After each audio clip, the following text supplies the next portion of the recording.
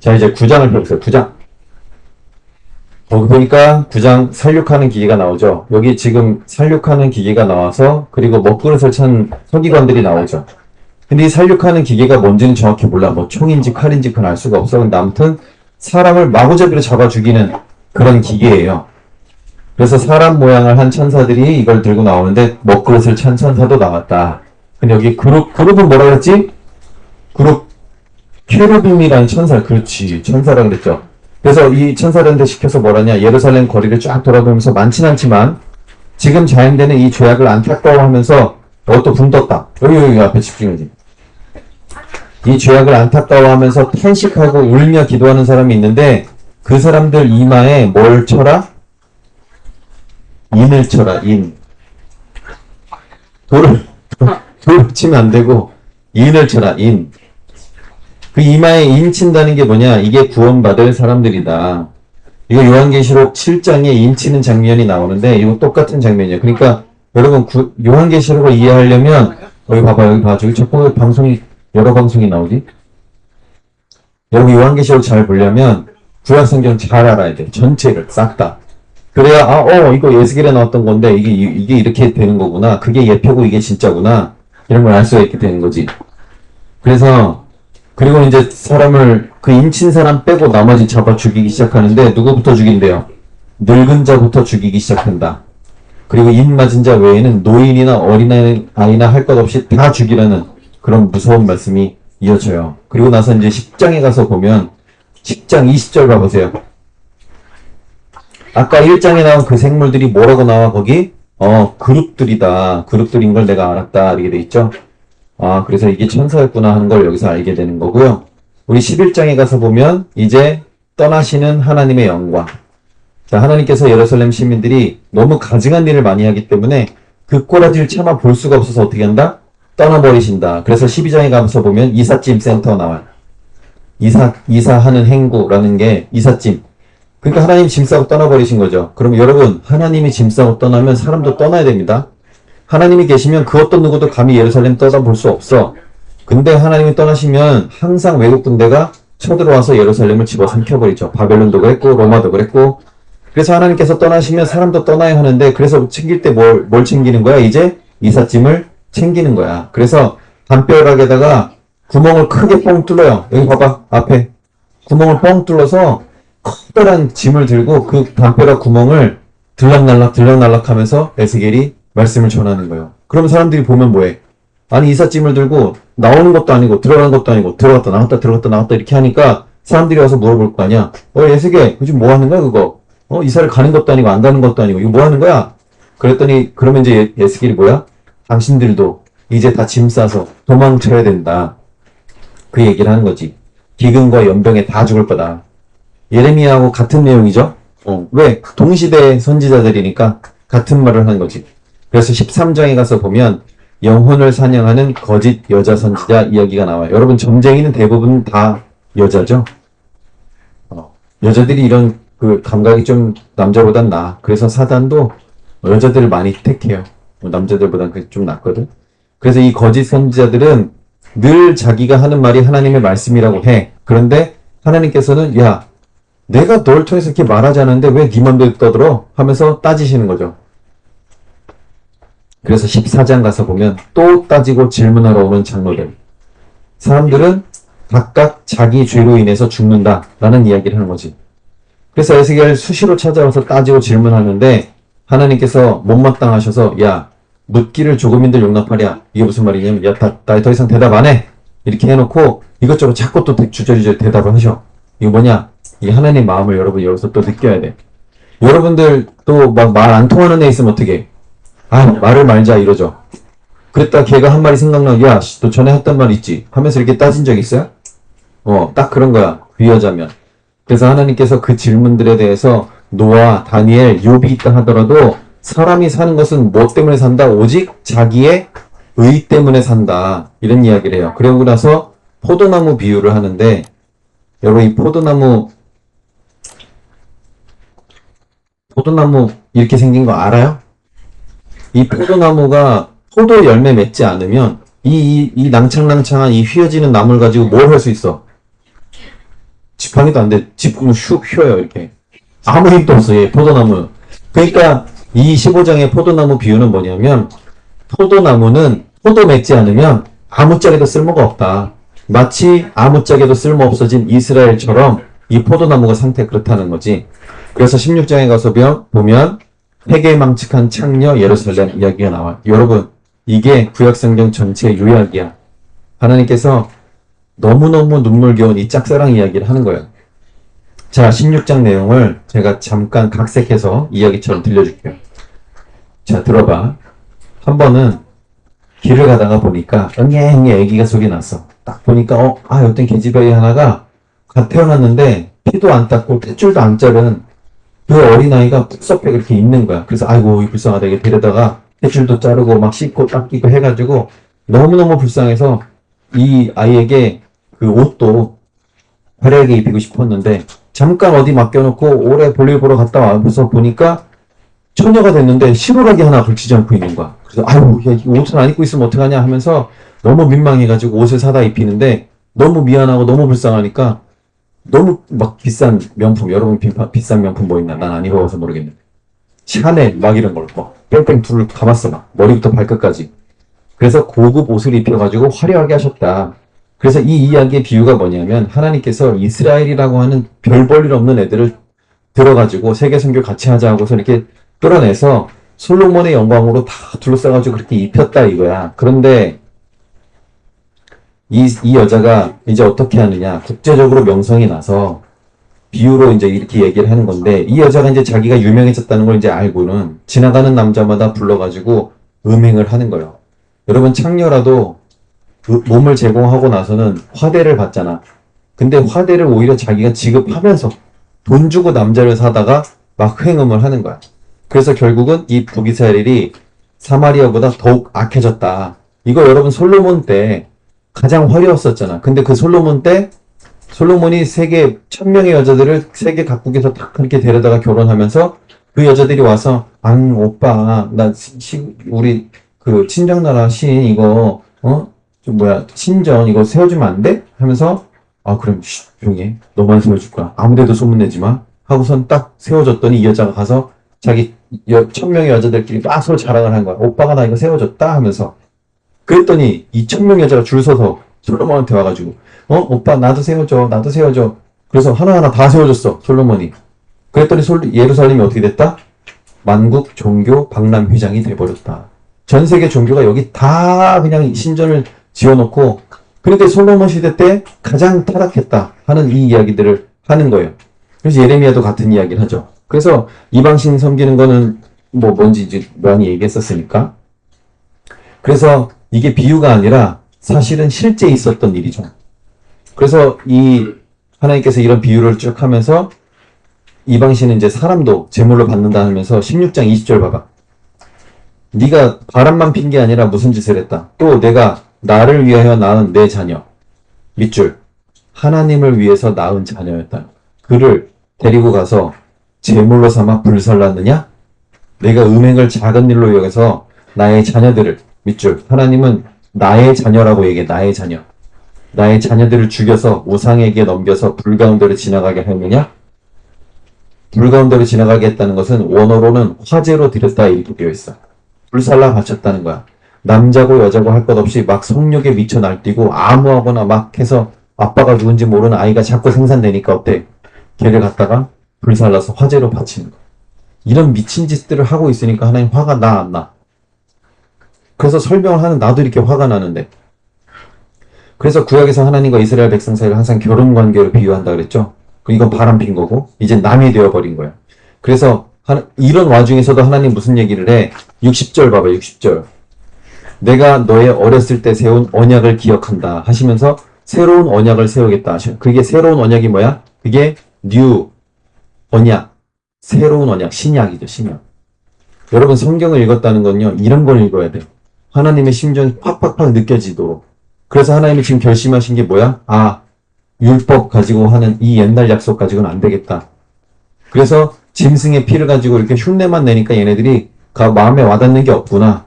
그래서 어떻게 내가 직접 가서 그 죄를 대신해서 내가 죽어야지. 이 결심을 이때 이미 하셨다는 거예요.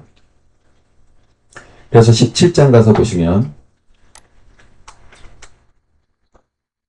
수수께끼 비유가 나오죠. 언약을 어겨가지고는 너희들 결코 설 수 없다. 그리고 18장에 가서 보면 하나님의 최고장. 최고장은 뭐예요? 최후의 경고장이야. 최후의 경고장. 그걸 최고장이라고 해요. 그래서 2절 보시면 이스라엘 백성들이 항상 하는 말이 뭐냐면 아이씨 우리가 이렇게 개박살나고 하는 거 이거 다 우리 아버지 때 지은 죄 때문에 그런 거잖아. 솔직히 우리가 뭐 그렇게 잘못을 했어. 아빠 그리고 할아버지들이 지은 죄 때문에 우리가 이렇게 뒤지게 고생하는 거지 라는 이야기들을 해왔단 말이야. 그래서 하나님께서 그게 아니다. 어떤 사람이 벌을 받는다라고 하는 것은 그 사람 죄 때문에 그러는 거지 이전에 뭐 아버지 죄 그런 거 그런 되먹지도 못한 그런 속담 너네 쓰지 말라고 이제. 그래서 5절부터 9절까지 한번 쭉 읽어볼게요. 시작. 18장 5절부터 9절. 자, 눈으로 한번 쭉 보세요. 그렇지. 사람이 뭐 어떻게. 그렇지.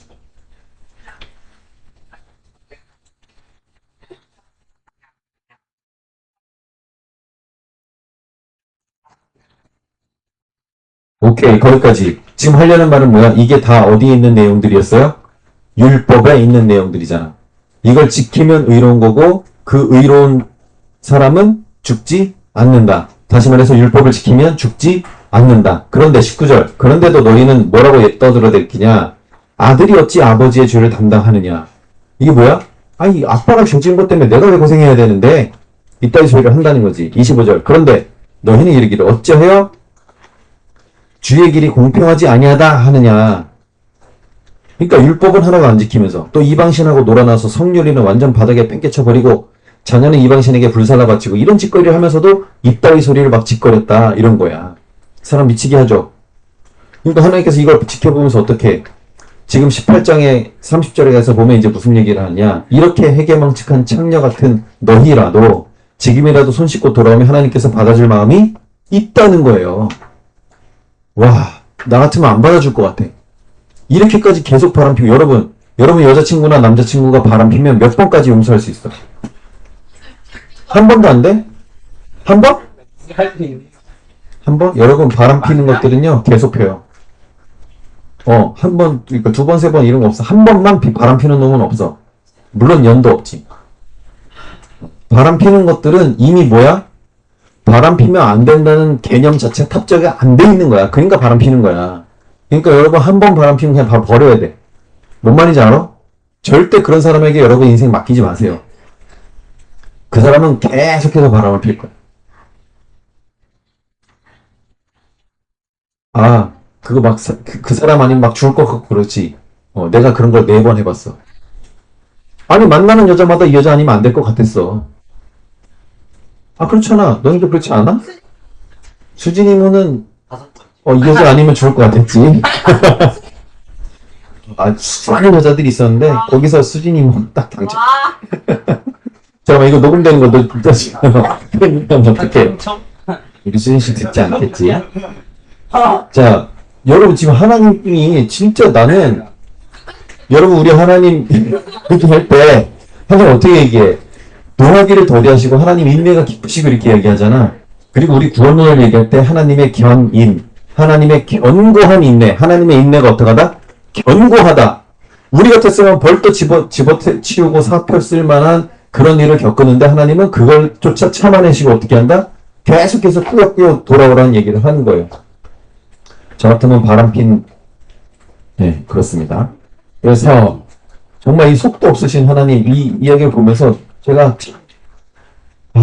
우리 하나님이 이거 어떻게 표현했으면 좋겠을까?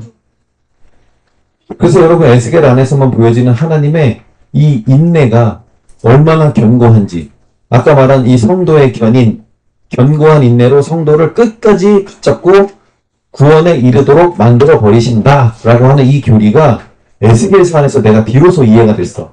아, 하나님의 인내가 진짜 견고하긴 하구나. 바로 그 견고한 인내로 나를 기다려주셨고 지금 여러분들 기다리고 계셔. 돌아올 때까지. 그래서 19장에 가서 보면 하나님의 슬픈 노래, 하나님의 이 최후의 경고장을 받고도 안 들어오니까 슬픈 노래를 부르셔요. 그리고 20장에 가서 보면 자, 상황이 이렇게 됐는데 또 따지고 질문하는 장로들. 야, 이것들 어떻게 하면 좋을까, 이거 진짜. 아니, 하나님께서 이렇게까지 돌아오라 하다가 안 돌아오니까, 울면서 슬픈 노래를 불어 제끼고 있는데, 지금 또 따지러 왔어, 이것들.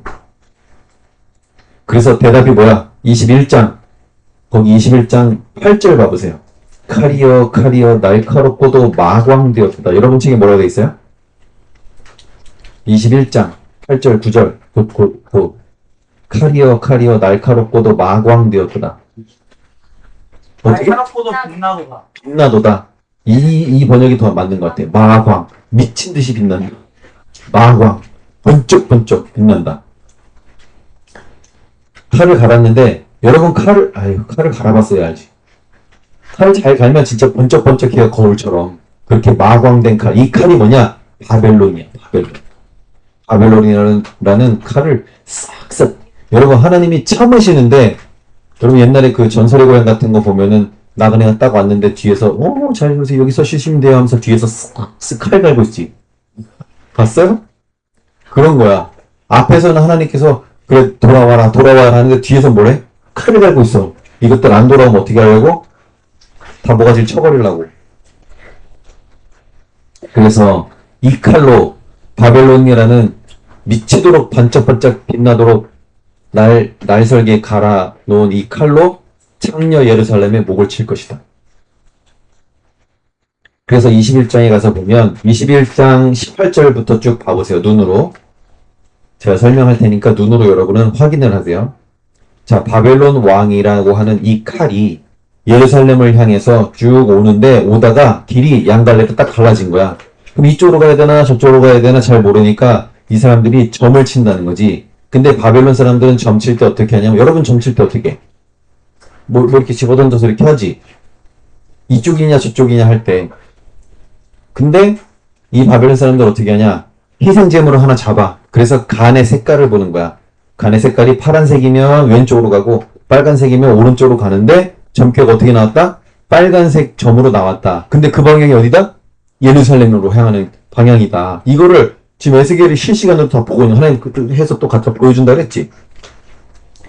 그래서 이거를 에스겔에게 하나님이 실시간으로 중계를 해주시는 거야. 야, 에스겔아, 지금 봐봐. 이거 지금 바벨론 마지막 이 싹싹 갈아놓은 이 미친듯이 번쩍번쩍한 칼, 바벨론이라는 칼이 지금 예루살렘으로 가는 점괘를 정확하게 얻었다 이거야. 이제 시간 문제. 시간만 지나면 가서 얘네들 다 짓밟아 버릴 거다 이거지. 이제 예루살렘 초토하는 시간이 정해져 있습니다. 그래서 여러분 이거 사랑의 배신을 또 당해봤어야 아는데, 다른 배신도 참 속쓰리고 마음 아프지만 내가 진짜 마음 바쳐서 사랑했는데 딴 여자랑 또는 딴 남자랑 바람 피워서 그냥 이성 관계 끝냈다. 그럼 보통 가서 죽입니다. 여러분 그런 뉴스 많이 보죠? 여자 남자 이렇게 헤어지자고 했다고 가서 막 죽여버리고 그러잖아. 내가 이해한다 그런 말이 아니라 사랑이라는 속성이 그래. 진짜 사랑하고 했으면 그 소유욕이 너무 어마어마해. 그래서 하나님도 지금 뭐야? 차라리 내가 죽여버리고 말지. 이런 거 딴 놈한테 가게 하느니 그냥 내가 죽여버리고 말겠다 이거. 이해돼요? 여러분 하나님이 인격적이잖아. 완전히 인간이랑 똑같잖아. 여러분 하나님을 그냥 무슨 어떤 절대자, 무슨 신 이렇게만 생각하지 말라고. 하나님도 화나면 화내고 진짜 짜증나면 짜증내고 그래요. 그래서 22장부터 23장까지가 국문. 아까 국문이 뭐라 그랬지? 심판하기 전에 네 죄를 네가 알렸다 하면서 네가 무슨 죄를 졌고 이런 죄를 졌고 이런 죄를 졌고 하면서 막 따져 묻고 하는 그걸 국문이라 그래. 그래서 하나님께서 이 창녀 예루살렘의 죄를 추궁하기 시작하시는데 여자는 자기가 죄를 범하지 않았다라고 발뺌해요. 보통 그렇지? 바람핀 여자 밑에 미운 이 연놈들이 와서 맞아 내가 바람 폈어 이렇게 말하는 사람 아무도 없어. 나는 마음은 준 적이 없어 이러지. 난 마음은 준 적이 없어. 내 마음은 당신에게만 향하고 있었어. 이따위 소리들을 하죠. 그래서 처음부터 어떤 죄를 지었는지 하나하나 다 이야기를 해주는 장면이에요. 22장부터 23장까지. 뭐냐? 이 남편이 바람핀 증거를 이미 다 가지고 있어. 어디 모텔 앞에서 사진 찍은 거, 어디 카페에서 서로 손깍지 끼고 있는 거, 금은방에 이 반지 맞추러 간 거, 이런 거 사진 전부 다 찍어갖고 있는 거야, 이 남편이. 그래서 뭐야? 지금 죄를 추궁하면서 사진을 한 장 한 장 그 앞에 던지는 거야. 야, 너 2월 27일 날 여기, 빰빠른 모텔 갔었지? 너 3월 28일 날, 대왕당 앞에서 거기서 커플링 맞췄지 하면서 사진을 한 장 한 장 던지는 거야, 이렇게. 그 면전에다가. 그게 22장, 23장이에요. 그리고 나서 24장이 뭐야? 참수. 참수가 뭐예요? 그걸 목을 싹 베는 걸 참수라 그래. 그게 뭐냐? 그 다음에 참수와 동시에 에스겔 아내의 죽음 이야기가 써 있어. 여기 24장 봐봅시다. 24장 1절부터 쭉 보면 시드기야 9년 10일 혹은 2차 포로된 지 9년 10일 날짜로는 BC 588년 10월 10일입니다. 이때 여기 보면 오늘날 바벨론 왕이 예루살렘에 어떻게 됐다? 입궁했다. 여러분 책에 뭐 돼 있어? 가까이 도착했다 이렇게 돼 있어? 에스겔 1장 24장 1절 2절 봐봐. 바벨론 왕이 예루살렘에 어떻게 됐다? 접근했다 이렇게 돼 있어? 가까이 왔다. 그래서 하나님께서 얼마나 진노를 하셨는지 이 예루살렘이라는 도시를 큰 가마솥으로 비유를 해. 그리고 나서 그 귀족들 그리고 사람들을 양떼라고 비유를 하면서 그 가마솥 앞에 물을 잔뜩 붓고는 불을 떼요. 그리고 나서 다시 다 꺼내고 새로 물을 붓고. 왜냐면 여러분 고기 같은 거 오래 끓일 때 고기 넣고 쫙 끓이면 물이 싹 증발하잖아. 그러니까 다시 다 꺼내고 물 다시 붓고 또 고기를 또 삶는 거야. 그리고 국물을 졸이고 다 그 뼈가 드러나면 그 뼈까지 다 태워버린다는 거지. 그래도 계속 달궈서 뭐가 드러날 때까지 이 가마솥에 원래 있었던 녹이 다 부스럭부스럭 나올 때까지 아주 반질반질해질 정도로 그렇게 불을 계속해서 떼겠다. 이게 지옥 불의 비유야. 지옥의 축소판이죠. 그래서 24장 15절부터 쭉 하는 이야기는 하나님께서 이 예루살렘을 죽여서 이 가마솥에 그냥 푹 고아가지고 녹이 벗겨지게 불을 태우시는 그 심정을 에스겔에게도 알게 하시려고 에스겔 아내를 죽여버리세요. 너도 네 아내가 죽는 거 알아야지 내 심정 전할 거 아니야. 왜? 하나님께서 지금 자기의 아내 이스라엘을 목을 치려고 준비하고 있으니까. 에스겔아, 미안하지만 너도 내가 방금 사랑하는 내 아내의 목을 쳐버렸어. 너도 이 비통한 심정을 알아야 될 거 아니야. 여러분 호세아 생각나죠? 바람 피고 하는 이 사람들에게 하는 말 너도 알아야 되니까 너도 바람 피는 여자 만나서 해보라 이거야. 근데 내가 지금 사랑하는 아내의 목을 칠 거야. 아내를 잃은 슬픔. 너 당해보지 않고 그거 어떻게 전할 거야 백성들에게. 그래서 이 에스겔 아내를 죽여요. 연세마. 네? 눈 너무 감았다 떴다 하는 이 인터벌이 좀 긴 것 같아. 이렇게 해야 되는데 이렇게 하면 안 돼. 자, 그래서 사람들이 에스겔의 아내가 갑자기 죽어버리니까 그걸 보고 또 물으러 왔어. 어이, 에스겔 어떻게 된 거야? 나 전에 들었어. 와이프가 죽었다면서? 어떻게 너무 슬프겠다 이렇게 하니까 너네들도 곧 당하게 될 거야. 너네들도 곧 당하게 될 거야. 그래서 25장부터 32장까지는요. 또 여러 나라들에 대한 예언. 이건 뭐지? 주로 다 망하고 너희들도 죽을 거다. 이런 얘기죠. 그래서 하나님께서 지금 여기 봐봐 이거 봐봐. 지금 하나님 무슨 상황이야? 내 사랑하는 아내를 지금 내 손으로 목을 쳤어. 그게 뭐야? 이 칼이 누구야? 바벨론을 예루살렘에 보냈잖아. 내 사랑하는 아내를 지금 내 손으로 칼을 쳤다니까? 근데 그 주변에 누가 서 있어? 쫙. 여러분 상상해봐요. 여기 지금 내 사랑하는 아내가 있어. 목을 딱 들이우고 있는 거야. 내가 목을 딱 쳤어. 목이 떨어서 대굴대굴 굴러가. 근데 그 주변에 지금 누가 쭈뼛쭈뼛 서 있어? 내 와이프하고 바람 폈던 놈들. 서 있는 거야 거기. 야, 지금 내 사랑하는 아내의 목을 쳤어. 근데 이 아내하고 놀아난 놈들 어떻게 될까 지금? 어떻게 될까? 죽이려고 칼 뺀 김에 다 죽이는 거야 그때. 자, 어떤 날이 있다 그랬지. 하나님께서 악한 짓 하는 나라들 가만히 내버려 두지만 어떤 정해진 날이 있으면 그날 싹 다 죽여버린다 했지. 그날이 이 날이야. 뭐야? 내 사랑하는 아내 목을 쳤는데 지금 누가 눈에 들어와 지금? 내 아내하고 놀아난 놈 너야? 너 3월 27일 너지? 5월 28일 9월 10일 응? 파라다이스 7월 28일 이해가 돼요? 지금 에스겔이라는 책이 얘기가 이렇게 흘러가는 거야. 그래서 칼 된 김에 25장에 누굴 쳐? 암몬, 모압, 에돔, 그 다음에 26장부터 두로, 28장에 시돈, 29장에 애국 이런 식으로 닥치는 대로 다 쳐버리신다. 그리고 32장에는 그것들을 다 어떻게 한다? 한 구덩이에 쓸어 넣어버리신다. 이렇게까지 해놓고 이제 에스겔에게 하는 말이 뭐냐? 33장에 보면 파수꾼의 사명. 아까 얘기했을 때 파수꾼의 사명이 뭐야? 듣든지 안 듣든지 가서 전해라 이거야. 파수꾼은 그렇게 하는 거예요. 파수꾼은 망대에서 적들이 오나 안 오나 쳐다보는 사람이라 그랬지. 적들이 온다. 이건 너 꼭 해야 돼. 근데 네가 이 말을 안 해서 적들이 쳐들어가고 사람들이 죽으면 그 책임을 내가 너에게 묻겠다. 마찬가지 에스겔. 너도 사람들 듣든지 안 듣든지 상관없어. 가서 일단 전하기는 해. 그래서 34장에 가서 보면 자기만 먹는 이스라엘의 목자들, 양떼들 막 힘들게 해서 흩어지게 하는 목자들을 향해서 이렇게 얘기하는 거예요. 너희들 결국은 이런 목자 말고 진실한 한 목자를 만나야 하는데 그 목자가 누구다? 예수님이다. 이 얘기를 하는 거지. 니들한테 있는 이런 지도자들 있잖아. 다 찌끄레기들이야. 지들 배부를 것밖에 몰라. 지금 바벨론 이렇게 쳐들어왔는데도 지들 도망갈 궁리밖에 안 해. 근데 우리 예수님은 우리의 죄를 대신해서 죽으시는 분이다. 이 얘기를 하는 거죠. 그래서 35장에 가서면 에돔 멸망할 것이다. 에돔은 항상 따로 빼서 얘기하지. 그 다음에 36장에 가면 바벨론에서 너네들을 돌아오게 할 것이다. 하는 이야기. 여러분 우리가 다시 바벨론 포로까지 갔다 왔지만 역사 다시 돌려왔기 때문에 이 시점에서는 아직 미래 이야기란 말이지. 그래서 바벨론에서 돌이키게 하신다. 그래서 36장 쭉 보게 되면 21절부터는 무슨 얘기하냐면 이제 이스라엘이 구원되고 회복될 만한 어떤 의로움이 있어서가 아니라 내가 내 이름 때문에 너네를 살려주는 거라 이거야. 하나님 욕먹을까봐. 그런데 하나님께서는 내 이름을 위해서, 그러니까 하나님의 이름을 위해서 그 은혜를 베푼다고 하는데 실제 그 혜택은 누가 받아? 하나님 받는 게 아니라 구원받는 그 사람들이 받는 거지. 이게 이해가 돼요? 근데 우리는 입으로는 남을 위해서 산다고 하지만 실상은 나를 위해서 살죠. 근데 하나님은 내 이름 때문에 하는 거야 이것들아 하면서 그 혜택은 그 사람들이 받는 거야. 그래서 37장에 가서 보면 여러분 유명한 이야기 에스겔 골짜기의 환상 나오죠.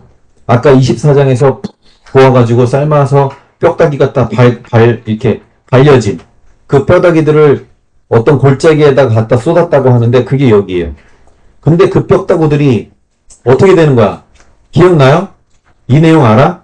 이 뼈다구들이 다시 막 맞춰지고 해가지고 막 살도 붙고 뼈도 붙고 막 해가지고 일어나서 막 군대가 돼서 이렇게 막 되잖아. 큰 군대를 이룬다.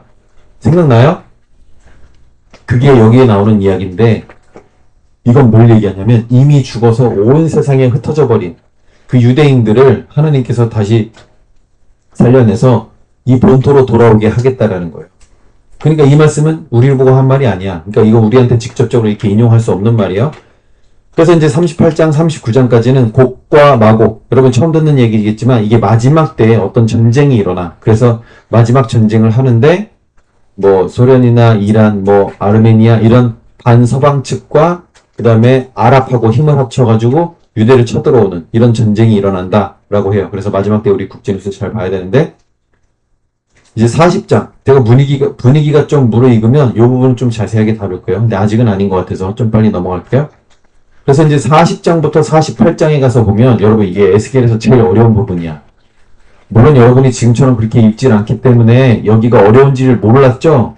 사실 어려워. 뭐냐면 여기 바벨론 포로에서 돌아와서 이루어질 어떤 일 이런 거하고 맞춰도 전혀 맞지 않는 본문이에요. 그래서 이 본문은 뭐냐면 성전을 어떻게 지어라 라고 하는 어떤 성전의 설계도를 이야기를 해줘. 근데 이 설계도대로 건설된 성전이 없어. 역사에 없었단 말이야. 그럼 이 설계도는 뭐하러 나왔느냐? 그게 이제 학자들이 항상 궁금한 점들이었어.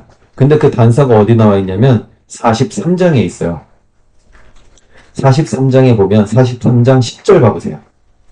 인자야, 사람의 자식아, 너는 이 성전을 이스라엘 족속에게 보여서 그들로 자기의 죄악을 부끄러워하고 그 형상을 청량하게 하라. 만일, 여기 만일에다 동그라미 해봐. 43장 10절에 만일은 만분의 1이죠. 만분의 1이라도 하지 말고 만분의 1이라도 그들이 자기의 행한 모든 일을 부끄러워하거든. 여기다 밑줄 쳐봐. 부끄러워하거든 너는 이전의 제도와 식양과 이 설계도를 보여줘서 이 규례대로 지켜서 행하게 하라. 이렇게 얘기하는 거야. 그러면 지금 이 백성들이 돌아와서 여호와 앞에서 그 자기들의 지은 죄를 부끄러워하거든이라고 명제를 해놨지. 근데 이 성전이 세워졌어, 안 세워졌어? 부끄러워하면 이설계도를 주라고 했잖아. 근데 이설계도대로 건설된 게 없다 그랬지. 그 얘기 뭐야? 이놈들이 자기들의 죄를 부끄러워하지 않았다는 얘기야. 그렇기 때문에 이설계도가 전달되지 않았고, 그래서 이렇게 이 식양대로 지어진 건설물이 없었다. 이렇게 얘기하면 되겠다라는 거죠. 자, 그래서 이 에스겔 이렇게 정리하고요. 우리는 어디로 가냐? 역대상으로 갑니다. 역대상. 역대기. 여러분, 역대기는요, 순수하게 쓴 역사서가 아니야. 이 얘기는 뭐냐면 어떤 특별한 목적을 가지고 쓴 역사서야. 여러분, 역사라는 건 어때요? 사실은 있는 그대로 쫙 기록을 해야 역사서로서의 가치를 갖는 거잖아. 근데 역대기는 그렇지 않아요. 그래서 우리 역대기는, 역대기 봐봐. 역대기 3, 역대 3. 아담, 셋, 게난, 마할렐레 하면서 쭉 사람 이름만 쭉 나오죠? 그래서 역대하 맨 뒷장을 봐봐요. 역대하 맨 뒷장. 자, 아담부터 시작해서 역대하 맨 뒷장에 봐서 보면 거기 고레스 칙령이 나와요. 고레스가 명령한 그 이스라엘 백성들 다 고향으로 돌아가고 성전 짓고 해라 라고 하는 그 명령. 그러면 이 역사서는 아담부터 시작해서 딱 고레스 칙령까지만 다루고 있다. 그러면 뭔가 목적이 딱 있겠지. 열왕기서는요, 여호수아, 사사기, 룻기, 삼상하 이렇게 하면서 그냥 쭉 이어져간 그 역사를 그냥 그대로 자연스럽게 받아서 쓰고 있어. 근데 역대기는 시작을 아담부터 한단 말이야. 아담부터. 그러면서 이 처음에는 어떻게 지나가요? 역사를, 그러니까 이건 뭐냐? 여기 잘 봐. 지금 시기가 어때? 바벨론 포로에서 돌아온 시기야. 이미 돌아왔는데, 그럼 이제 새로운 나라를 다시 세워야죠. 나라를 잃어버렸었잖아, 얼마 전에. 그러다가 이제 나라를 다시 세워야 되는데, 그렇다면 우리가 어떤 나라를 세울 것이냐 라고 했을 때, 그러면 이런 나라를 세워야 되지 않겠냐 라고 했을 때, 과거의 역사부터 쭉 돌려보는 거야. 쭉 돌려보는데, 어디서 이런 나라를 세웠으면 좋겠다 하는 소스를 얻냐면 다윗과 솔로몬 시대. 왜? 제일 화려했던 시대. 제일 힘이 많았던 시대. 그래서 여러분 그 영화 같은 거 볼 때 앞에 광고하고 뭐 이런 거 있잖아. 그런 거 어때? 찌익 하고 빨리 감아버리지. 그러니까 여기 지금 아담, 셋, 에노스, 게난, 마할랄레 하면서 한 사람 한 사람 이름 말할 때마다 몇백 년씩 지나가는 거야. 몇백 년씩. 이 사람들이 다 몇백 년씩 살았던 사람들이잖아. 아담, 셋 할 때마다 벌써 한 400년, 700년 막 지나가는 거야. 그러니까 역사가가 역사를 쓸 때 이 초반에 사람들 이름만 쭉 늘어뜨린 건 뭐야? 빨리 감기, 빨리 감기. 우리 유튜브 볼 때 4, 3, 2, 1 해서 건너뛰기 뭐 이런 거 있지? 그거야, 그거. 그러면서 어디를 자세하게 써? 다윗과 솔로몬 시대가 나오니까, 제 속도. 1.0 속도로 딱 다시 바꾸는 거. 그러면서 다윗과 솔로몬 시대는 쭉 자세하게 이제 기록을 하는 거죠.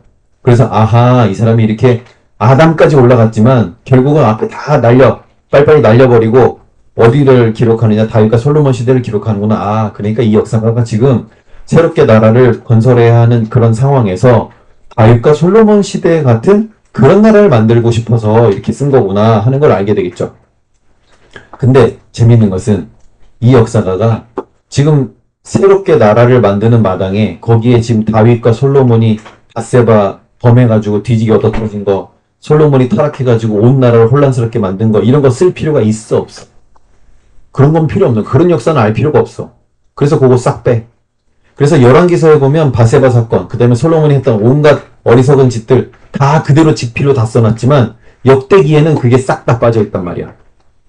그러면 아하, 이 역사가가 이렇게 쓴 부분을 보니까 아, 이게 이 사람이 새로운 나라를 만들려고 할 때 이런 나라를 쓰면 좋겠다 하는 심정으로 이 역사를 쓰는 거구나. 그래서 이거는 역사서로서의 그 가치보다는 새로운 나라를 만들려고 할 때 어떤 좋은 롤 모델처럼 그걸 하나 뽑아낸 거구나. 이걸 알 수 있게 되겠지.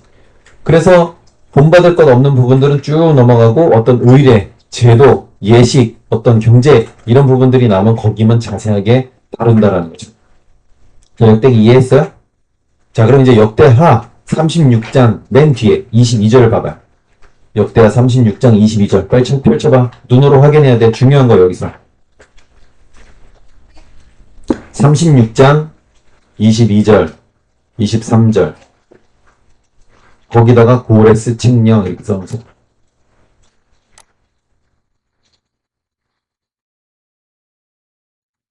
그리고 나서 에스라를 펴봐. 에스라 거기를 손으로 책갈피 딱 해놓고 36장 22절 맨 끝에 그리고 거기를 딱 손가락으로 표시해놓고 에스라를 펴보세요. 자, 제가 역대하 36장 22절을 읽어줄 테니까 여러분은 에스라를 펼쳐놓고 에스라 1장 1절부터 쭉 한번 눈으로 봐보세요. 제가 읽어볼게. 바사왕 고레스 원년에 여호와께서 예레미야 입으로 하신 말씀을 응하게 하시려고 바사왕 고레스의 마음을 감동시키시며 저가 온 나라에 공포도 하고 조서로 내려 가로되 바사왕 고레스는 말하노니 하늘의 신 여호와께서 세한 만국으로 너에게 주셨고 나를 명하여 유다 예루살렘에 전을 건축하라 하셨나니 너희 중 무릇 그 백성 견제는 다 올라갈지어다. 너희 하나님 여호와께서 함께 하시기를 원하노라. 어때요? 똑같지? 그러면 지금 여기 역대기가 여기 봐봐. 앞에 봐봐. 역대기가 여기 아담부터 쭉 썼어. 맨 끝에 고레스 칙령이 나와. 근데 에스라서는 맨 앞에 고레스 칙령이 나와. 여기 딱 붙이면 그냥 하나 되겠죠. 아, 역대기는 이런 의도를 가지고 쓴 거나 뭐냐? 에스라 느헤미야라고 하는 에스라 느헤미야는 뭐냐면 토로에서 돌아와서 새롭게 성전 다시 짓고 막 성벽 다시 짓고 도시 건설하고 이런 얘기거든. 그 바로 앞에 아담부터 시작해서 앞에 다 생략하고 다윗과 솔로몬 시대를 쫙 조명을 하면서 아 이런 나라 만들려고 했다라고 하는 식으로 이거를 편집을 한 거야. 이해돼요?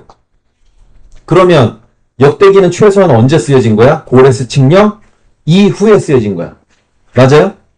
책의 맨 뒷뚜껑이 고레스 칙령이니까 최소 이거 이후에 쓰여진 거지.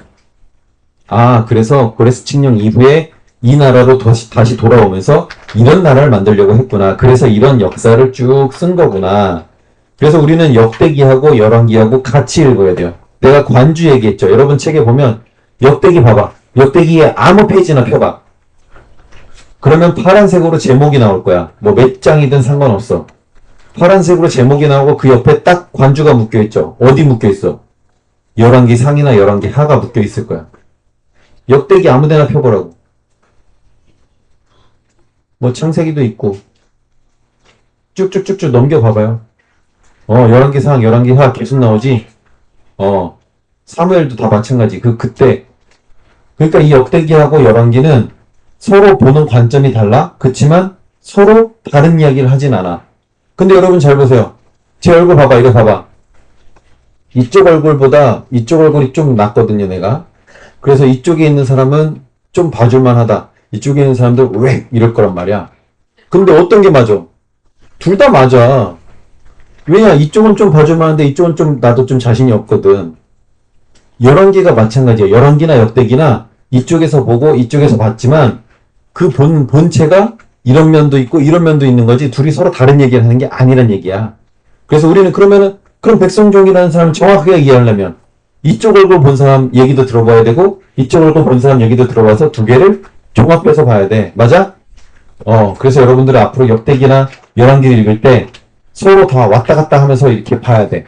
뭔 말인지 알죠? 자, 이렇게 역대기를 정리하겠습니다. 자, 녹음 시작! 자, 이제 에스라를 펴봅시다. 에스라.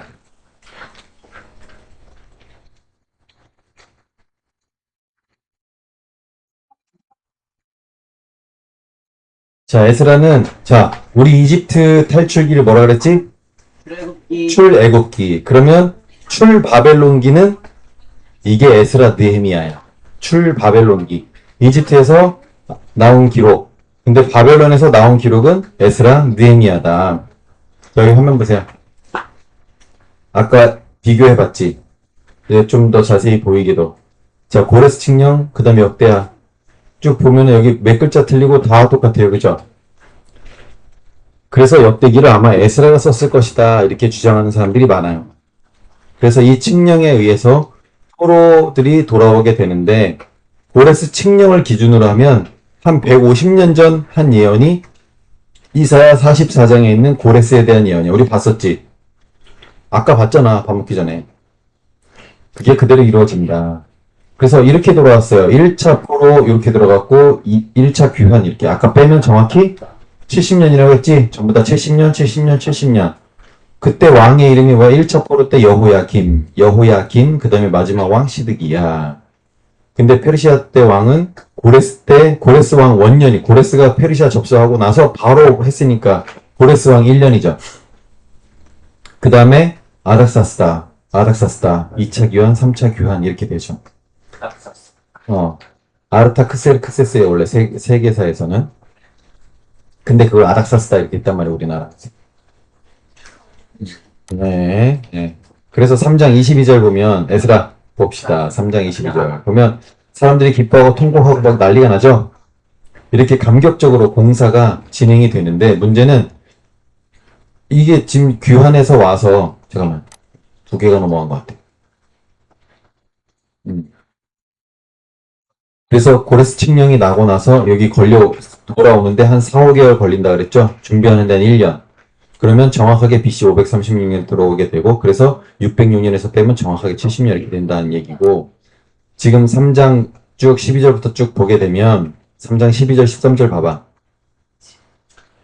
이렇게 감격적으로 공사가 쭉 진행이 되는데, 이 사람들이 70년간 바벨론에 끌려가 있는 동안에 이 땅에 살고 있었던 사람들이 있겠지. 이 사람들 입장에서는 어때요? 아, 내가 여기서 70년을 살았는데 뭔 소리야. 갑자기 와가지고 나가래, 나보고.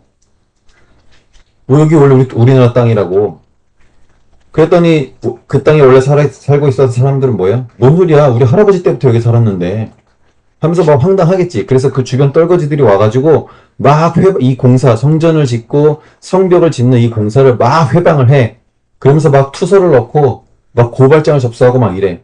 그래서 페르시아 국회의원들에게 막 뇌물을 주고 막 집단민원을 넣고. 그래서 결국 공사가 중단이 됩니다. 그래서 이 페르시아에서 그 의문을 고발 던졌던 그것에 대해서 이제 그 공문이 내려오는데, 여기 보면 바사왕 다리오 2년까지 15년간 공사가 중단되었다라고 되어 있죠. 자, 이런 상황에서 이제 누가 나서야 돼?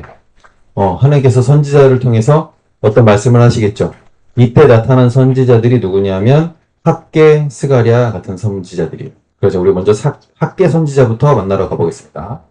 학개를 펴보세요. 여기 에스라서 3장 끝에다가 학개라고 쓰시고 학개로 갑니다.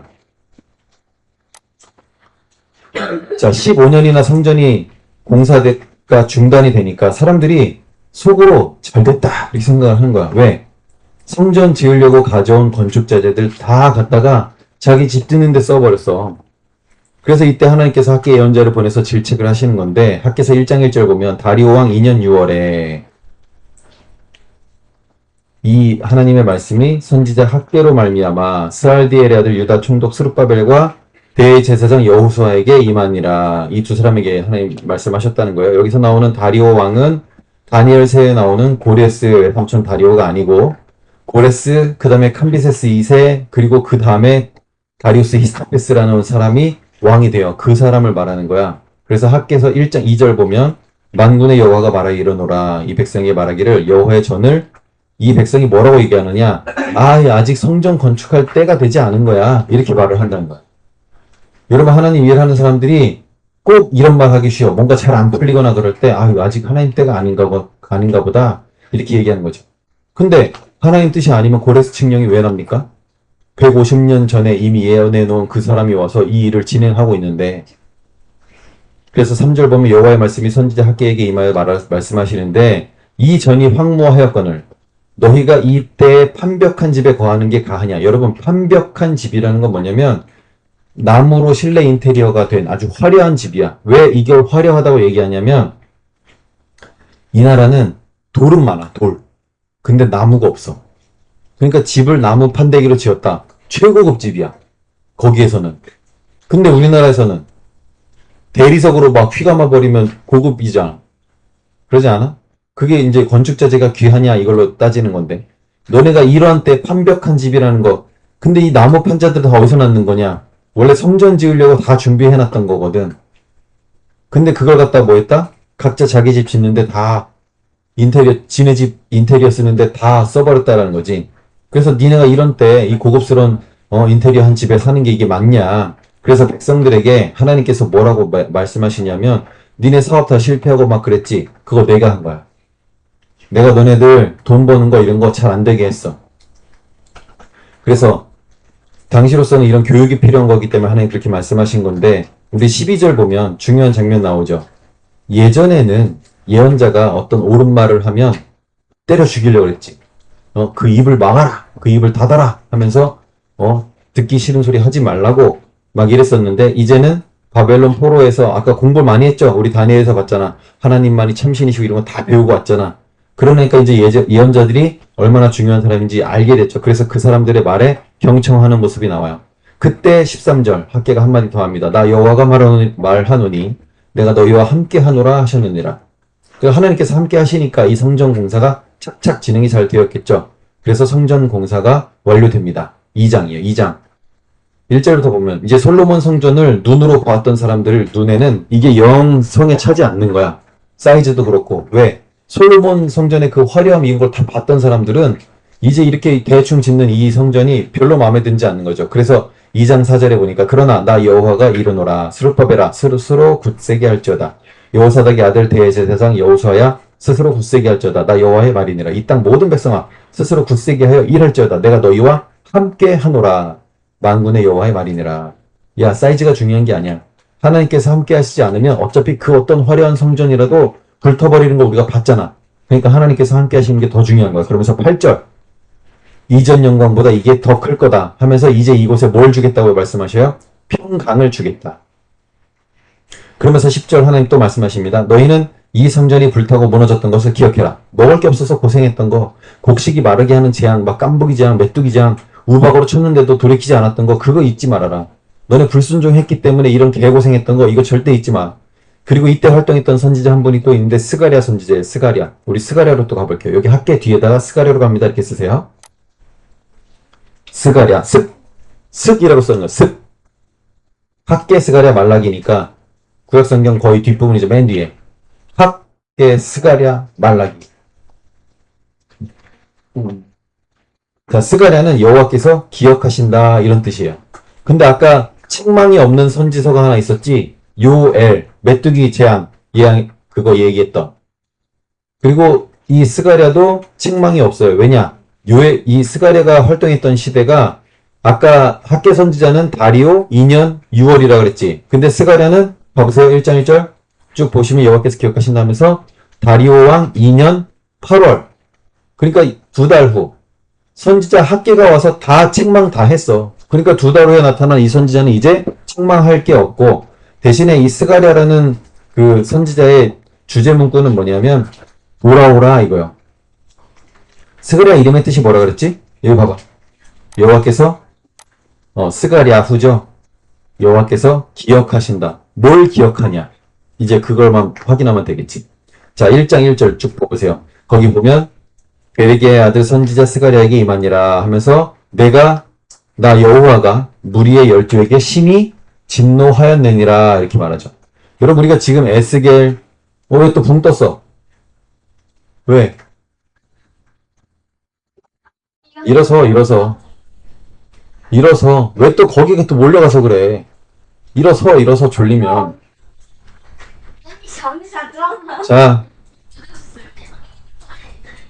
자 여기 보세요. 자 우리가 지금 에스겔, 스바냐, 예레미야 이런 같은 책 다 봤지. 그러니까 하나님께서 이 열조의 무리에게 얼마나 진노했는지 우리 다 봤잖아. 그러니까 이런 거 보면 맞아. 진노했었지.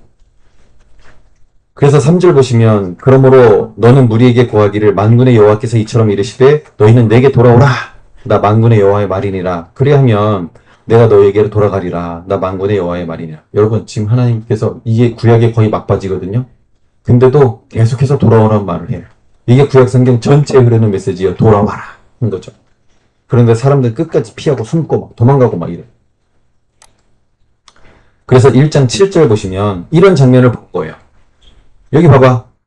화석류 나무 사이에 이렇게 말을 타고 있는 인자 같은 사람 같은 어떤 실루엣을 본 거죠. 그래서 천사가 이걸 딱 보여주고 나서 스가랴에게 야 이거 뭔지 알겠어? 하고 물어봐. 근데 스가랴는 나이가 어린 선지자라 그랬지. 그래서 여기 잘 모르겠는데요? 이래. 그래서 천사가 설명해줘. 아 이건 이런 뜻이야 하면서. 여러분, 스가랴서 전체가 이런 패턴으로 돼 있어. 천사가 어떤 동영상을 딱 보여주고, 너 이거 뭔지 알겠어? 했는데, 스가랴가, 나 잘 모르겠는데요? 그래서 천사가, 그거 이런 뜻이야 하고 설명해 주는 거. 여러분, 만약에 천사가, 너 이거 뭔지 알겠어? 했을 때, 알겠습니다. 했으면, 우린 영원히 그 뜻이 뭔지 모르겠지. 근데 스가랴가 하나 다 모른다고 하는 바람에 천사가 일일이 다 설명해 줘요. 그게 스가랴서로 쭉 기록이 되니까 우리는 그것을 쭉 보면서 동영상 설명해 주고 그 다음에 그 동영상의 뜻이 뭔지 설명해 주고 이렇게 나오는 거죠. 그래서 1장 11절부터 보면 화석류 나무 사이에선 여호와의 사자가 보아되 하면서 여기 온 땅이 정원하다 하면서 천사들이 보고를 하죠. 다른 천사들이 어떤 보고를 하고 막 인사를 하는 이런 모습을 보니까 이건 좀 달라 보여. 이게 구약 성경에 나타난 예수님이다 이렇게 봐요. 여러분, 예수님이 신약에만 나타나는 게 아니야. 그죠? 구약 성경에 나타난 예수입니다. 여기 그 보낸 천사들이 온 땅을 두루다니면서 살펴봤는데 어떻게 얘기해? 평온하고 정온하다. 여기 또 분위기가 왜 이래? 왜 양쪽이 서로 싸워? 응? 왜 서로 이게 뭔가 왜 서로를 쳐다? 여기 봐. 너희들 서로 보지 말고 각자 날 보라고 다. 평온하고 정온하다 이렇게 보고를 했어. 그랬더니 여러분 지금 하나님은 어떤 상태야? 빡쳐 있는 상태야. 근데 천사가 와서 보고하기를 평온하고 정온하다고 보고하니까 하나님이 화가 나시. 야, 뭐가 평온하고 정온해? 1장 14절 봐보세요. 내가 예루살렘을 위해서 시온을 위해서 크게 질투하며 이 안일한 열국을 심히 진노하노니 나는 조금만 노하였거늘 그들은 힘을 내어 고난을 더하였다. 이게 뭐냐면 여러분 그런 경우 있죠. 야, 네 손 좀 봐줘. 차마 내 동생이니까 내가 어떻게는 못하고 야, 네가 데려가서 손 좀 봐줘.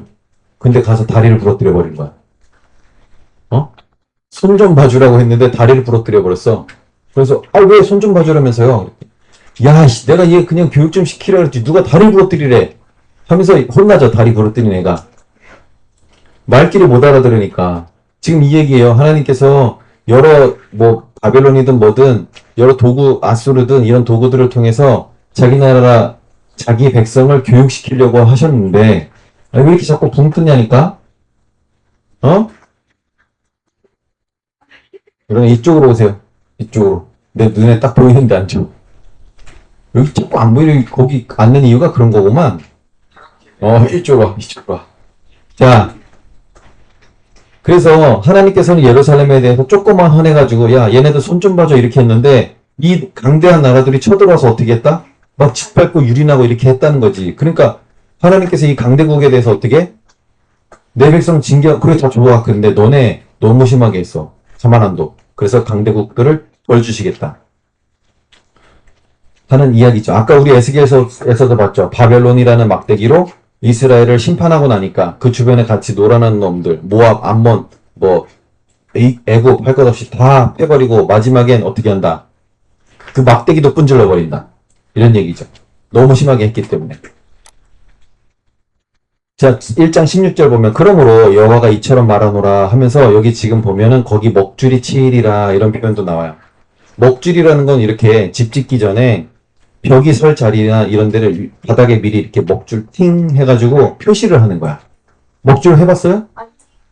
실 감개인데 실 안에 먹물이 들어있어. 그래서 얘를 쭉 당겨가면 이 실에 먹물이 쭉 묻잖아. 그럼 팽팽하게 쫙 당긴 상태에서 딱 들었다 탁 놓으면 줄이 쫙 그어지는 거야. 이걸 먹줄이라 그래. 그러면 바닥에 이런 먹줄이 튕겼다는 건 무슨 얘기예요? 이거 봐봐 여기. 나도 옛날에 집 지을 때 이거 해봤는데. 이렇게 기초를 딱 파설을 해놓고 그 위에다가 집벽, 그 다음에 방, 화장실 이렇게 다 표시를 하는 거예요. 요 모양 그대로 이렇게 벽이 올라가는 거야. 그럼 이렇게 바닥에 먹줄을 탁 튕겨놨어. 그럼 무슨 생각이 나? 그래 이쁘긴 이쁘지. 쫙 줄 맞춰서 해놓으면 엄청 이쁘지. 근데 그걸 딱 보면 뭐야? 여기 집이 지어지든 다리가 올라가든 하여간 어떤 건축물이 세워질 거라는 걸 알겠지. 그럼 예루살렘에 초토화돼서 아무것도 없는데 거기 목줄이 막 튕겨진다. 그럼 무슨 말이야? 예루살렘이 다시 건설될 거다. 이런 거지. 70년 만에 돌아왔으니까. 그래서 그 다음에 본 환상이 뭐냐면 뿔들을 떨치려고 하는 그 어떤 기술자들이 나와요. 여기 18절부터 보시면 네 뿔이 나오는데 천사가 설명해 주죠. 그 네 뿔이 뭔지. 네 뿔은 유다와 이스라엘과 예루살렘을 해친 강대국들인데 대장장이들이 와서 이 뿔을 다 헤쳐버릴 것을 딱 보여줘. 그게 이거죠. 내가 2장입니다. 내가 또 눈을 들어본즉 하면서 한 사람이 청량줄을 들고 나왔는데 이 청량줄은요. 여러분 옛날에는 진짜 줄로 쭉 해가지고 줄자처럼 해서 실제로 길이를 쟀어. 근데 요즘엔 어떻게 해? 여러분 도로에서 이런 거 봤어요? 딱 어떤 사람이 딱 삼각대 딱 세워놓고 거기 팍 이거 조절하면서 근데 저 앞에 어떤 사람은 장대를 딱 들고 막 이 사람이 이쪽 막 하면 이렇게 왔다 여기요 막 하면서 이런 거 봤어? 그게 뭐냐면 여기 이게 수평 맞춰놓은 거야 레이저로 여기 딱 수평 맞춰놓고 그러면 여기서부터 여기 높이가 나오겠지. 1500에 딱 맞춰. 그럼 여기서 쭉 이게 수평으로 봐서 여기서 1500 딱 나오면 여기 높이하고 이 땅 높이하고 똑같다는 얘기야. 뭔 말인지 알아요? 이건 뭐냐면 저기하고 여기하고 높이를 재는 거예요. 그런데 옛날에는 청량줄로 그걸 직접 쟀단 말이야. 근데 오늘날 지금 이런 걸 봤다는 거야. 이런 걸 봤다면 아까 뭐랬지? 바닥에 먹줄 튕겨져 있고 여기저기 막 먹줄 튕겨져 있고 이렇게 청량줄을 들고 막 돌아다니는 사람을 봤어. 아 여기 이제 도로가 딱 끼든지 빌딩이 올라가든지 뭔가 있는 거구나 이런 거라 그랬지. 그래서 3장에 가서 보니까 지금 1장부터 2장까지는 무슨 내용이야? 아 이제 예루살렘에 새롭게 뭔가 새로운 바람이 불어서 여기 건설도 되고 건축도 올라가고 막 하면서 이제 새롭게 도시가 다시 건설이 되겠다 이런 메시지를 주는 건데 3장에 가서 보니까 대제사장 여호수아가 여호와 앞에 서 있는데 사단은 그의 우편에 서서 그를 대적하는 것을 여호와께서 내게 보이셨다. 자 여기 보면 여호와의 사자 이거 예수님 같죠? 아마 에스라서 마지막 부분 끝까지 보면 우리 알 수 있는데 대제사장 여호수아를 비롯한 지도층 인사들이 이방 여자들을 아내로 취했다는 거야. 여러분 우리가 레위기에서 봤지만 대제사장은 이방 여자하고 결혼하면 돼 안 돼? 제사장은 물론 안 되죠. 그 일반 백성들도 안 됐는데 당연히. 그래서 왜 아내가 없었냐 하면 바벨론에서 나올 때 이 아내들이 따라 나오지 않은 거야. 그래서 어쩔 수 없이 그냥 그 땅에 사는 이방 여자들하고 아내를 삼았다 이거지. 그런데 이 문제에 대해서 하나님께서 이거를 환상으로 보여주시면서 뭘 얘기하려고 하는 거야? 사람들은 대제사장을 막 지탄하고 저 죽일로 막 이렇게 해. 근데 하나님께서 여기 보면 여기 이 사람 뒷모습 봐봐요. 난 이 그림 참 잘 그린 것 같아. 이게 활기찬 모습이야 의기소침한 모습이야. 뒷모습만 봐도 알겠지. 대제사장이 하늘 앞에 가서 내가 진짜 잘못했다 이러고 있는 거야 지금. 근데 옆에서 사탄이 뭐라고 해? 이게 하나님 보시라고 이까지 걸 대제사장이라고 지금 고용해서 쓰셨냐고 막 항상 하나님께 막 와다다다 해. 그러니까 하나님께서 뭐해? 사단아! 내가 널 책망하노라. 입 닫어. 나도 안 그래도 속이 부글부글 끓는데 너 입 닫어. 우리 대제사장 그런 사람 아니야. 하면서 아까 다윗과 밧세바 사건 얘기할 때 내가 뭐라 그랬어? 원수에게 회방거리를 줬기 때문에 당신 혼난다 했지. 바로 이 회방거리가 그러니까 우리가 죄를 지으면 있잖아요. 사탄이 하나님 앞에서 막 기고만장해. 여 봐봐 저 은쌤이 봐보세요 하나님. 쟤 안 된다고 했잖아 내가. 그냥 쟤를 나한테 넘기세요 빨리 지금. 또 누구 넘길까? 또 누구 넘겨야 돼? 저 예강이 봐봐 예강이. 지금 저 의자 뒤에 숨어가지고 말이야. 눈빛 봐봐. 눈 떴어. 하나 봐 하나. 지금 이 상황에서도 졸고 있어. 하나님이 쟤 안 된다고 했잖아 내가 전부터. 여기 안 된다고. 한 번 안 되면 안 된다고. 사탄이 이렇게 막 참소한다 이거야. 근데 하나님은 그런 사탄의 참소를 들어 안 들어? 사단아! 내가 너를 책망하노라 항상. 하나님 누구 편? 하나님 우리 편이야 항상. 그래서 근데 하나님 그런 얘기 계속 들으면 짜증나죠 그죠? 그래서 3장 2절에 가서 보면 사단아! 내가 너를 책망하노라 하면서 물에서 야 얘 지금 상태 봐. 이게 지금 의기소침한 거 이거 지금 후회하고 회개하고 하는 거 이거 안 보여? 하면서 이는 불에서 꺼낸 그슬린 나무가 아니냐. 여러분 한참 불타는데 거기서 불타다 남은 나무 짝대기 하나 꺼내봐. 볼품 있어? 딱 그런 거 아니냐. 그래서 여호수아가 더러운 옷을 입고 천사 앞에 서 있는 거죠. 그래서 하나님께서는 이 여호수아를 혼내는 게 아니라 사단을 막 책망을 하시면서 근데 여기 더러운 옷을 입고 있대. 더러운 옷을 입었다는 건 뭐예요? 죄가 있다는 거지. 그래서 4절 보시면 이렇게 하나님께서 전혀 책망도 하지 않으시고 오히려 뭘 어떻게 얘기하셔? 그 더러운 옷을 벗기라. 그때 여호수아한테 뭐라고 하시냐면 내가 내 죄를 지하하여 버렸으니 너에게 아름다운 옷을 입혀줄게. 더러운 옷을 벗기고 아름다운 옷을 입힌다는 건 뭐야? 용서해 준다는 얘기야. 그런데 3장 5절 보니까 옆에서 보고 있던 스가랴가 한마디 거들죠. 그 머리에 관도 씌워줍시다. 머리에 관을 씌운다는 건 뭐예요? 머리에 관은 누가 써요? 법관이라든지 이런 사람들이 머리에 이렇게 관을 쓰지. 막 그 왕도 관을 쓰지. 왕관. 그런 관은 뭐야? 그 사람의 신분을 상징하는 거야. 근데 우리 예를 들면 법관이 은퇴하는 걸 뭐라 그래? 법복을 벗는다 그러지. 이 관을 벗으면 관을 벗는 거는 그 일에서 은퇴된다는 얘기예요. 근데 다시 관을 쓴다는 얘기는 뭐야? 복직. 다시 그 복직한다. 그래서 우리 관을 씌워줍시다 했더니 알았어. 오케이. 관 씌워주자. 그래서 복직시켜주면서 이제라도 율례와 법도를 잘 지키면 계속해서 제사장직을 하게 될 테니까 걱정하지 말고 내가 시키는 대로만 해. 이렇게 말씀하시는 거예요. 그래서 사장에 가서 보면 사장이 이런 걸 본 거예요. 자, 봐봐. 화석류나무 사이가 있고 거기에 보면은 이런 등잔대가 있고 순금 등대가 있는데 거기 주발 같은 게 있고 7 등잔이 있고 막 하면서 이 장면을 본 거야. 아니 스가랴가 여기 봐봐 4장 1절 내게 말하던 천사가 내게 와서 나를 깨우니 그래서 다시 보는 거 아니야.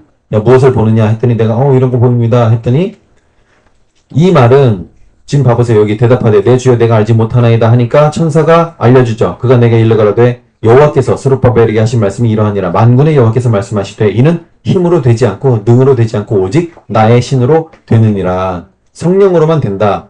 그건 뭐냐면 지금 스룹바벨이 능력이 없어서 성전 건축이 지연된 게 아니다라는 거야. 근데 사람들은 이런 게 잘못되면 했던 지도자부터 욕을 해. 저희 지도자가 시원찮으니까 이런 거 안 되는 거 아니냐. 자꾸 나에게서 멀어지지 마세요. 자꾸 멀리 가려고 하지 마. 멀리 가지 마. 그래서 이거는 어차피 사람 능력이나 이런 거로 되는 거 아니었어. 오직 누가 해야 된다? 내 신으로. 성령으로만 가능하다. 지금 뭐해? 왜? 천열이 끼어들지 마세요. 그래서 스룹바벨 손으로 시작한 성전은 스룹바벨 손으로 마무리 될 테니까 니넨 걱정하지 말라 이거야. 그래서 결국 얼마 안 가서 그 말씀하신 대로 다 이루어진다는 거지. 그 다음에 이제 5장에 가서 보니까 이런 거 본 거야. 날아다니는 두루마리를 봤어. 온 지면에 두루 행하는 저주다 하면서 이게 뭐냐면 예전에 가나안 땅 들어갔을 때 에발산과 그리심산에서 서로 축복하고 저주했었죠. 생각나? 여기 봐. 앞에 봐. 나만 봐. 넌 나만 바라봐. 딴 여자 딴 남자 보지 말고. 자 그렇게 하고 나서 그 밑에 살면 그러니까 그 너희들이 외쳤던 그 저주와 축복 그대로 행하고 살면 누가 뭐라 해도 상관이 없는데 맨날 저주받을 짓만 하니까 저주가 임하게 한다는 이거죠. 그래서 그 저주의 두루마리가 그때 외쳤던 그 저주가 두루마리처럼 쫙 기록이 되어 있었는데 그게 막 아직도 돌아다니고 있다는 거지. 그래서 굳이 누굴 저주 안 해도 저주받을 짓 하는 사람들은 저주가 임하고 꼭 축복 안 해도 복받을 짓 하는 사람들은 복을 받게 돼 있어. 특히 신자의 축복보다 여러분 안 믿는 사람들이 여러분 축복하는 게 진짜 큰 의미가 있다는 거예요. 그래서 예수님께서 어떻게 말씀하셔? 갚을 능력이 없는 사람에게 빌려주라 얘기하잖아. 그리고 나서 5장 5절에 보면 이 에바 속에 있는 어떤 여자, 이 에바가 이렇게 항아리 같은 거예요. 이 에바 속에 들어가 있는 어떤 여자, 이런 환상을 보게 돼. 이건 뭐냐면 이걸 가지고 또 쓱 들고 다시 북쪽 땅으로 갖다 버리잖아. 에바는 니들이 생각하는 그 에바 아니고 이 항아리 에바. 그래서 이 바벨론을 예전에 이 바벨론 여신을 섬기는 문화 같은 이 악이 함께 온 게 있어. 그래서 계속 그거 섬기고 막 그렇게 했었는데 이것을 제거해서 어떻게 한다? 바벨론으로 다시 돌려보낼 거다. 그러니까 너희들 가운데서도 이제 악을 제거해 버릴 거다라는 그런 상징이에요. 그리고 나서 6장에 가서 보면 이런 장면 또 봐. 백마와 흑마와 막 흑마 막 이런 거 쭉 나오죠. 그래서 이런 걸 봤는데 이거 당시에 북쪽 하면 바벨론을 말해 주로. 그래서 바벨론과 연관이 있는 듯 이 북방으로 날아간 천사가 하나님의 마음을 시원하게 해드렸다 하는데 이거 뭐 굳이 무슨 뜻인지 정확하게 알 필요 없어. 다만 뭘 잘했겠죠 그 천사가. 그죠? 그래서 7장에 가서 보면 이 금식에 관한 교훈이 나와요. 여기 다리오 왕 4년 9월 7장 봐보세요. 곧 기슬레월 4일에 여호와의 말씀이 스가랴에게 임하니라 하면서 이때 바벨론의 포로로 끌려온 사람, 바벨론에서 이제 포로로 돌아온 사람들이 바벨론 포로 기간에 아까 내가 기억해 놓으라는 거 이스라엘의 4대 금식절기 생각나요? 정확히 모르지만 어쨌든 뭐 4월에 한 번, 5월에 한 번, 7월에 한 번, 10월에 한 번 이렇게 금식하는 거 그거 바벨론에서 계속 했었단 말이야. 근데 그 포로에서 돌아온 상황이야 지금. 근데 그럼 올해 이 바벨론에서 계속 해 우리 거기서 꽤 오랫동안 했잖아, 그렇지? 꽤 오랫동안 해왔는데 이거 어떻게 올해도 좀 해야 될까요? 하고 물으러 온 거예요. 그러니까 하나님께서 야 솔직히 니네가 했던 그 금식 있잖아. 그거 내가 명령한 것도 아니잖아. 내가 하라 그랬니? 니네가 그 총독 죽은 거 뭐 성전 불탄 거 이런 거 해가지고 슬퍼하면서 니네 금식했잖아. 근데 여러분 금식이라는 것은요 안 하는 게 좋은 거야. 금식은 안 하는 게 좋은 거예요. 금식은 뭐야? 단식투쟁이야. 여러분 엄마 아빠가 뭐 해달라는데 안 해주면 어떡해? 나 밥 안 먹어. 이거예요. 여러분 금식이 무슨 막 종교적으로 막 뭐 대단한 막 거룩하고 막 이런 거 하는 건 줄 알지? 아니야. 단식투쟁이야. 그래서 하나님이 여기 뭐라고 얘기해? 야, 너 금식하려고 물어봐? 니네 그 금식이 날 위해서 한 거냐고. 애초에 날 위했다면 니네 그냥 율법 잘 지켰으면 돼. 여러분 율법 잘 지키면 금식할 일이 없어요. 금식은 언제 하는 거야? 상황이 급할 때, 내 힘으로 도저히 어떻게 안 될 때, 막 하나님께 막 매달리는 거. 왜 금식을 해요? 왜? 여러분 왜 금식을 해? 밥 먹는 것보다 중요하다는 거야, 그게 지금. 여러분 예를 들면, 아빠 너무 급해요. 지금 빨리 급해, 이것 좀 해, 어떻게 처리 좀 해주세요 하면서, 잠깐만, 지금 밥 먹을 시간이지. 이렇게 하면, 내 앞에서 급하다고 했던 그 말이, 이거 거짓말이잖아. 야, 니 급하다며, 지금 밥 먹는 게 더 중요해? 이렇게 나올 거 아니야. 그러니까, 밥을 안 먹으면서까지도 하나님께 매달린다는 건 그만큼 우리가 급하고 간절하다라는 것을 표현하는 거야. 그런데, 지금까지 해왔던 그 금식이 나를 위해서 한 게 아니지 않느냐. 여러분 단식 투쟁하는 자녀들 중에 부모님을 위해서 하는 사람 봤어? 다 지를 위해서 하는 거 아니야. 밥 안 먹으면 죽죠? 목숨 걸고 하는 거야. 원래 금식은 진짜로. 안 들어주시면 그냥 내가 그 앞에서 깨꼬닥 죽겠다라는 심정으로 하는 거야. 뭐 3일 금식 이런 거 하는 게 아니야. 그거 다 거짓말이 말도 안 되는 얘기야. 진짜 금식은 죽을 때까지 하는 거야. 죽을 때까지. 그런데 7장 7절 보니까 여호와가 이전 선지자로 외친 말을 너희가 청종할 것이 아니냐. 야, 지금 금식 나부랭이 그런 거 갖고 할 게 아니라 선지자들이 하는 말부터 잘 들었어야 되는 거 아니야. 그때는 예루살렘과 사면 우베 백성이 거하여 형통했고 남방과 평원에도 사람들이 거하였었다. 거기 원래 사람들 잘 많이 있었잖아. 그래서 하나님께서 며칠 금식하라고 시켰다. 여러분 우리 집 앞에 유명한이 아니라 되게 큰 기도원이 있어요. 집 바로 앞에 큰 길 하나만 건너면 바로 기도원이야. 내 시골 집에. 거기 가면 맨날 그 원장님이 이래. 3일 금식해. 눈만 마주치면 3일 금식하래. 근데 난 한 번도 안 했어, 나는. 왠지 밥 굶는 건 싫더라고. 그리고 여러분, 사람이 다른 사람에게 금식하라고 말하는 거, 그거 거짓말이야, 다. 어떤 성경에도 그런 예는 없어. 금식은 자기가 급해서 하는 거고, 또, 급하다고 해서 금식하는 게 꼭 옳은 것도 아니야. 하나님 말씀은, 핵심은 뭐예요? 야, 금식할 일 생기지 않게 하라고, 처음부터. 뭐야? 율법을 잘 지키면 금식할 일이 아예 없다. 그래서 7장 8절 가서 보시면 8절부터 쭉 보면 거기 그 얘기 하죠. 너희는 진실한 재판을 하며 지금 금식할까요? 라고 묻는 사람에게 이렇게 대답하는 거. 너희는 진실한 재판을 하며 피차의 인애와 긍휼을 베풀며 과부와 고아와 나그네와 궁핍한 자를 압제하지 말며 남을 해하려 하지 말며 신중에 도모하지 말며 그렇게 하였으나 그들이 청종하기를 싫어하여 등으로 향하여 듣지도 아니하려고 귀를 막고 그 마음을 금강석 같게 하며 율법과 만군의 여호와가 신으로 이전 선지자들을 빙자하여 전한 말을 듣지 아니하므로 큰 노가 나 만군의 여호와께로부터 나왔다. 만군의 여호와가 말하였었노라. 내가 불러도 그들이 듣지 아니하였은즉 그들이 불러도 내가 듣지 아니하고 회오리 바람으로 그들이 그 알지 못하던 모든 열국에 해치리라 한 후로 이 땅이 황무하여 왕래하는 사람이 없었나니 이는 그들이 아름다운 땅으로 황무하게 하였음이니라. 그러니까 이 말의 핵심은 뭐야? 처음부터 말 잘 들었으면 금식할 일 없다 이거지. 그러니까 여러분 금식은요, 이거 잘 들으세요. 경건 생활이 아니야. 막 습관적으로 계속 금식하는 사람들 있죠? 그거 다 웃기는 짓 하는 거야. 하나님 봤을 때는 야, 너 그냥 평상시 잘 살아. 평상시에 꿋꿋하게 잘 살면 왜 뭐하러 나한테 금식하냐 이거야. 그러면서 이사야는 기뻐하는 금식에 대해서 어떻게 해? 나의 기뻐하는 금식은 흉악의 결박을 풀어주며 멍에의 줄을 끌어주며 압제당하는 자에게 자유를 주며 모든 멍에를 꺾는 것이 아니냐. 하는 야 니네 금식 그래 금식 그런 뭐 어떤 퍼포먼스 나한테 하려면 자유 없는 사람에게 자유를 줘. 압제당하는 사람 도와줘. 힘없는 사람 도와줘. 그게 니네들이 하려고 하는 어떤 경건한 생활의 틀이라고 하면 그게 그거야. 8장 14절입니다. 만군의 여호와가 말하노라. 전에 너희 열조가 나의 노를 격발할 때 또 분위기 붕 떴네. 여기 보세요. 내가 그들에게 재앙을 내리기로 뜻하고 뉘우치지 아니하였었으나 이제 내가 예루살렘과 유다 족속에게 은혜 베풀기로 뜻하였나니 너희는 두려워하지 말아라 하면서 금식할 게 아니고 이제는 하나님께서 진노를 거두었으니까 거기 뒷부분 19절 봐봐. 4월의 금식과 5월의 금식과 7월의 금식과 10월의 금식 이게 4대 금식절기죠. 이게 변해서 어떻게 된다? 유다 족속에게 기쁨과 즐거움과 희락의 절기가 된다. 슬퍼하면서 바꾸는 금식 절기가 이제 어떻게 바뀐다?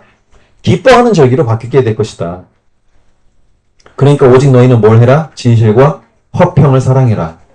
그러니까 여러분 금식하는 거 막 하나님 앞에 막 슬픈 표정 짓고 이런 거 할 필요가 없어. 평상시 그냥 잘 하면 돼. 그래서 8장 20절에 가서 보면 많은 백성과 성읍의 거민이 돌아오게 될 것이다 하는 이야기들 쭉 하면서 뒤에 그때 여기 그 23절 봐보세요. 그날에는 방언이 다른 열국, 이 방언은 외국어예요. 외국어. 그날에는 서로 언어가 다른 많은 나라 백성들이 여기 잘 봐봐. 재밌는 거야. 외국인 10명이 유다 사람 하나의 옷자락을 잡을 것이다. 그러면서 무슨 얘기를 하느냐? 너희와 함께 하시는 하나님 내가 분명히 봤다. 우리가 너희와 함께 가려 한다. 여러분 지금 안 믿는 사람들이 여러분의 옷자락을 잡으면서 너와 함께하는 하나님 내가 분명히 봤어. 너 어디 가든지 난 너와 함께 하고 싶어. 이렇게 말한 적이 없죠. 나도 없어. 근데 그렇게 될 거다라는 거야. 근데 이게 역사 속에서 실제로 일어나요. 어디서? 에스더서에서 실제로 열국 사람들이 서로 막 유대인 되고 싶어가지고 막 그리고 실제로 막 클레이를 해가지고 막 유대인으로 막 개종하고 막 이래. 그런 장면이 나와. 좀 이따 보게 될 거예요. 그래서 9장 9절 가서 보시면 9장 이제 나귀를 타고 오시는 예수님 시온에 따라 크게 기뻐할지어다 예루살렘에 따라 즐거이 부를지어다 보라 내 왕이 내게 임하나니 그는 공의로우며 구원을 베풀며 겸손해서 뭘 타고 다니신다? 리무진 타고 다니신다? 나귀를 타고 다니신다. 나귀의 작은 것 곧 아기 새끼니라. 하나님이 이렇게 예수님께 하나님이 이제 오신 분이 예수님이죠. 예수님이 이렇게 겸손하게 오시니까 왜?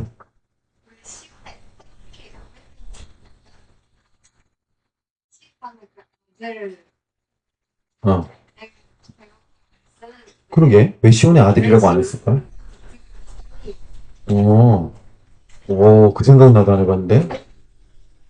재민이한테 물어보자. 그럼 딸들 좋잖아. 작지 않아. 그래 시온의 아들이라고 부른 거 나 한 번도 못 본 것 같아. 자, 요 좀 이따 내가 찾아보고 알려줄게요. 자, 그래서 예수님께서 이렇게 겸손한 모습으로 오니까 교만한 사람은 어떻게 된다? 자동으로 컷 오프. 자동으로 필터링 되는 거야. 마음이 교만한 사람은 이런 겸손한 예수님 보면서 저 믿을 거 못 되네 이렇게 되는 거지. 그래서 13장 7절 메시아 예언이 나와요. 만군의 여호와가 말하노라 칼아 끼어서 내 목자 내 짝된 자를 치라. 목자를 치면 양이 흩어지려니와 작은 자들 위에는 내가 내 손을 들이우리라. 목자를 쳐서 양이 흩어진 게 이게 어디야? 예수님 죽으시니까 12제자들이 뿔뿔이 흩어졌죠. 그걸 예언하는 거예요. 그 다음에 14장에 가서 보면 예수님의 재림 장면이 나와. 14장 보세요. 여호와의 날이 이르리라. 어떤 날이 이르는데 열국이 예루살렘과 싸우는 날이 온다는 거지. 많은 나라들이 예루살렘하고 서로, 그러니까 여러 나라가 다 편먹고 예루살렘하고 싸우는 날이 온다는 거죠. 지금 유대인들이요. 여러분, 지금 이스라엘도 전쟁 중이지. 너무 심하게 하지. 그러지 않아? 가자지구 막 맨날 미사일 날려버리고 민간인 막 다 죽여버리고.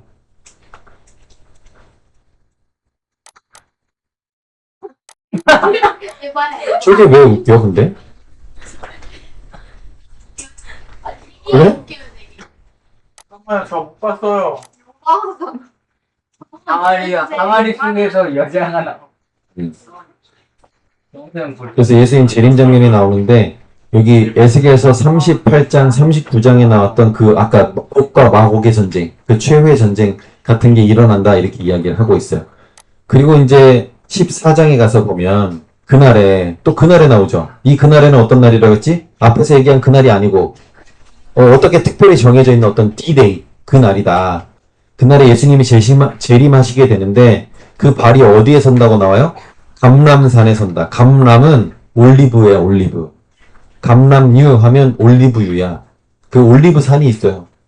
그 올리브산에 선다. 예수님의 발이 재림하셔서 그 발이 올리브산에 선다. 그래서 지금도 그 감람산에 가보면 무덤이 엄청 많아. 왜? 예수님 오실 때 제일 먼저 부활하려고. 거기에 제일 많이 있어, 무덤이. 그래서 이때 주 안에서 잠자던 모든 거룩한 자가 부활해서 함께 올 것이다 하는 이야기 돼 있죠. 여기 지금 아모스서에서 지진전 6년에 할 때 그 경고 여기 나오죠. 우시야 왕 때 4절 봐봐. 우시야 왕 때에 지진을 피하여 도망하던 것 같이 도망할 것이다 하는 이 내용 나오죠. 그래서 한참 후에 쓰여진 스가랴 안에 이런 경고가 생길 정도로 심한 지진이었다 이렇게 설명했었고.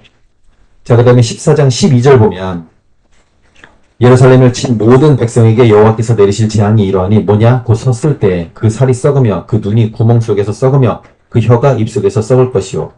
스가랴가 이 마지막 때 어떤 전쟁의 모습을 보는데요. 이거 여러분 군대를 가면 화생방이라고 해서 화학전, 생물학전, 방사능전을 줄여서 화생방이라고 해. 근데 이런 전쟁이 벌어지면 어떻게 되느냐? 딱 이렇게 돼.